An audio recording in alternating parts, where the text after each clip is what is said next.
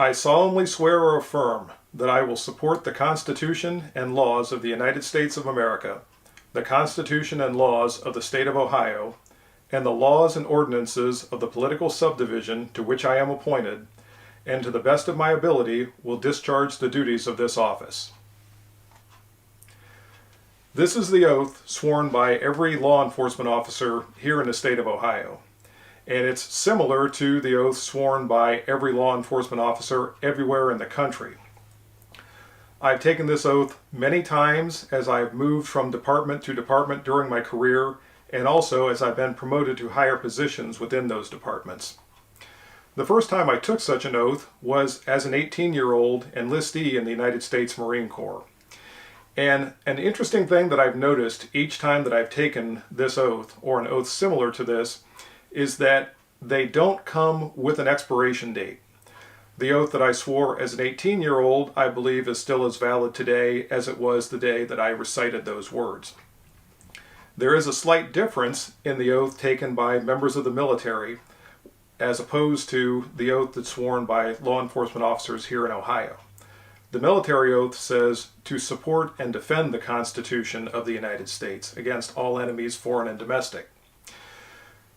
To support the Constitution properly, there's no way you can do that without defending it as well. So I don't see the lack of that verbiage in the law enforcement oath as being really different from the military oath. We all swear to support and defend the Constitution of the United States of America. So why am I talking about the oath that we take? It's because I would like to focus in on the very first few words of that oath, because they are virtually all the same. That I solemnly swear to support the Constitution of the United States of America.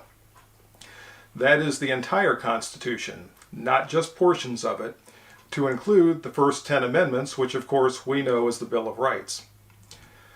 The Bill of Rights guarantees most of the freedoms that we enjoy as American citizens. The right to assemble, the right to free speech, the right to practice our religion. And the reason I'm talking about all of this is because I'm becoming troubled because of things that I'm seeing in the news lately, where I feel like many of our basic freedoms are being infringed, if not outright denied. Many times people are looking to the police to enforce these policies that are being presented, and I want to point out to everyone that our oath to the citizens we serve is to protect their constitutional rights. That is our first and foremost duty, which is why that language is the very first thing in our oath. It comes before enforcing the law, it comes before discharging duties. Our very first duty is to support and defend the Constitution of the United States. So by implication, it is to defend the rights of the citizens we're sworn to protect and defend. Again, I'm pointing this all out because we don't have to look very far into history to see where ill-conceived notions by the political powers that be at any time in the past looked to the police, or I should say those policymakers, looked to the police to enforce those ill-conceived policies. And again, we don't have to look very hard to see the disastrous consequences that came as a result of some of those enforcement actions. None of us asked for this current situation. It was thrust upon us. And I know there are times that we are out there and there's a question about how we should proceed with regard to a certain situation. My advice to you is always default to your oath. It will show you the way.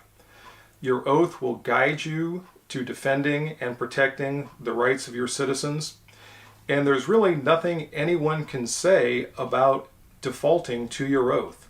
That is your responsibility, is your sworn duty as a police officer to defend the rights of the citizens in your community.